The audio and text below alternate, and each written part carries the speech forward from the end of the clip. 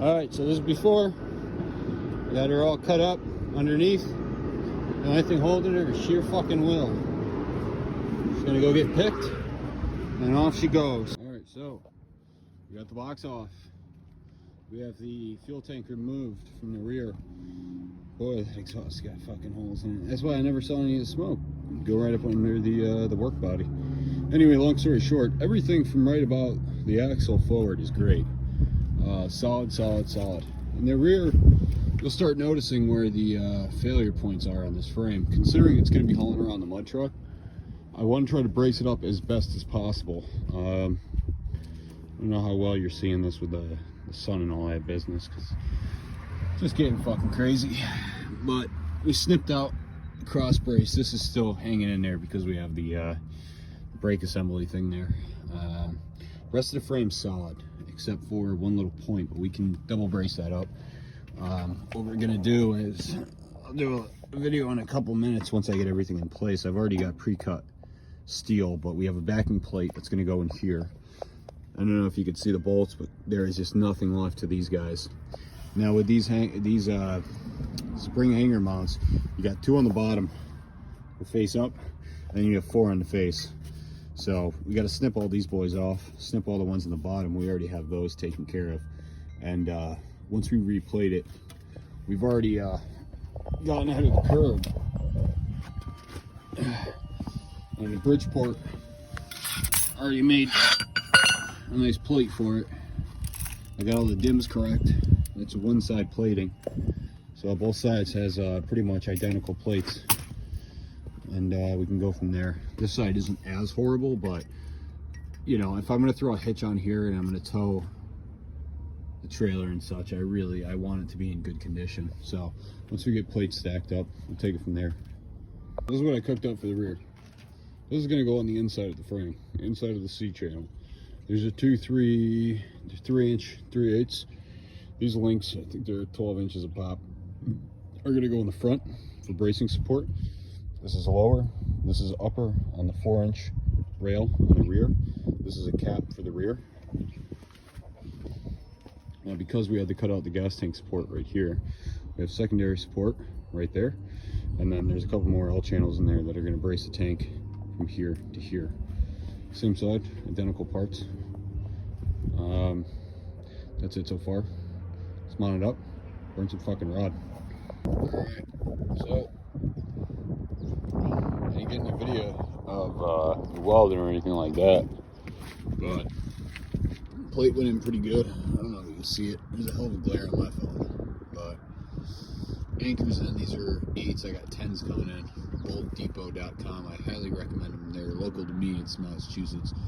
Look at that ground. Just the best type of finagling you can get. Yeah, it's all gonna be grounded in the frame. It all looks really nice. I'm not giving you any shit about it, please. Gas tank's gonna go in there. I need bottom straps. There used to be a roll pan or a skid plate that would hold the bottom, and then there's 2 straps on top. Because of the age of the vehicle, we're just gonna have to cobble together something, which kind of sucks, but it is what it is. Sometimes you really look at things, and despite them costing money, it's easier to spend the money than it is the time. In my case, I'd rather just buy something, strap it on there, put it bolted together, and call it a day. Because I got a hell of a lot more money at this point than I do time. Anyway, started to coat the frame.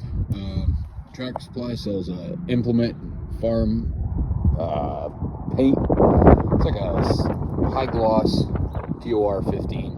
It's probably not as abrasion resistant as Chassis Saver POR 15, give or take, but overall it does the job. And these lights I got off eBay.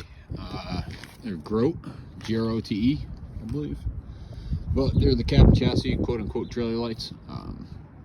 They work like a charm, and they're good because they hang low. I got the hitch coming in from eTrailer.com. That's going to take an armpit. When I bought it, I was under the pretenses that they had it in stock. I was absolutely wrong. They don't, so I have to wait another week before it comes in. I got to finish sanding all the way down. They got that section done. That's resealed. The tank's doing good. We're feeding off it right now to drive. previous guy actually did all the brake lines in here, so it saved me a shit ton of time. This drive shaft, so the carrier bearing is fine. The two 1410s on here, but the 1410 right in the center, that's starting to fail. You're getting a hell of a lot of vibration through this sucker, so we're gonna have to send that over to my buddy Chris at CT Drive Shaft. Just a fucking marvelous fella. He does all the mud truck shafts and shit like that. He does them pretty quick too. But as you can see, the troubled spot used to be here, and still remains, but it's braced, and it's got a center fish plate, and it's bolted against. Upper support, yeah, I know, they're just fucking logs of metal, but they're gonna do the trick just dandy. The only problem I've ever run into, I don't know, it just doesn't like to focus when I put my finger in here. Yeah, but anyway, is usually right here, right where it upper connects to the bump stop. That's where I see a lot of the cracks, so I'll brace that up to a degree. But as long as it can support the Class 5 hitch, I'm not really crying about it. Besides that, it's got to get some new rubber. As you can see, there's tons of fucking nails in this one. They're off-sized, which is just splendid for this. The front's all set. I got new rubber on that, new lugs that are just DOT safety approved. And we'll get to that. The only thing really besides the gas tank is the exhaust pipe, because it is just, I mean, from here back, it is just rotted. It's been sitting under a service body for God knows how long, since, I don't know, Christ was fucking kicking around. And it's just developed some sort of rust that is just fucking horrible. But besides that, bit by bit, she's gonna be a good mud truck hauler. I really like it. It's a great truck. It's got a good amount of power for what I need it for. I mean, it's not an LBZ. It's not a newer Power Stroke. Certainly not a Cummins, but I mean, for hauling, I'm not going fast. I go down country roads and such. I take the long, slow way to places, so this kind of fits my needs. So I'll update when get some more stuff done. So until then, we'll see you.